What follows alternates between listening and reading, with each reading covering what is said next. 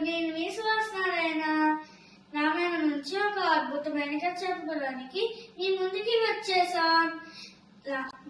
లంక అనే మహానగరాన్ని రావణాసుడు పాలించేవాడు. అతను చాలా శక్తివంతుడు, కానీ అహంకారం ఎక్కువ. అతని శక్తితో ఏది ఒప్పో ఏది తప్పు కూడా మర్చిపోయాడు. రావణాసుడికి తమ్ముడు విభీషణుడు చాలా మంచి మనసు కలవాడు. అతను ఎప్పుడు ధర్మం వైపు నిలబడేవాడు.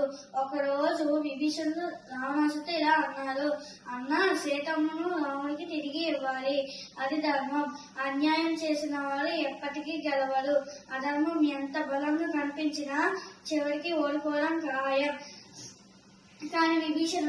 కానీ రావణాసుడు కోపంతో ఇలా అన్నాడు: నాకు నీ భోజనాలు ఏమీ అవసరం లేదు అంటూ విభీషణుని లంక నుంచి వెళ్ళగొట్టాడు.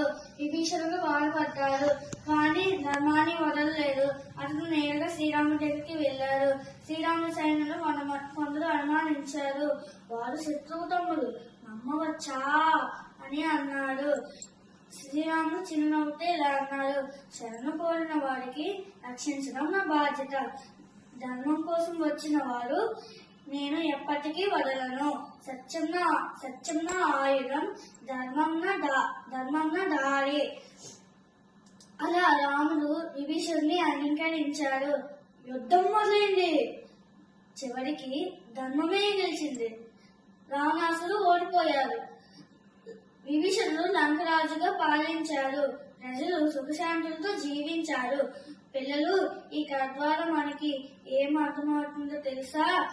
తప్పు చేసిన వారు ఎంత గొప్పవారైనా ఓడిపోతారు. ధర్మం వైపు నిలబడేవారు ఒంటరిగా ఉన్నా గెలుస్తారు. నిజాయితీని నిజమైన బలం. నీతి ఎప్పుడు ధర్మం వైపు నిలబడాలి. నిజం మాట్లాడితే విజయం మనదే. రామాయణం నుంచి మనకి నేర్పేది ఇదే. శక్తి కాదు, ధర్మం విజయం సాధిస్తుందని. ఇది మీ సుహాస్నారాయణ నుంచి ఒక చిన్న నీతి కథ.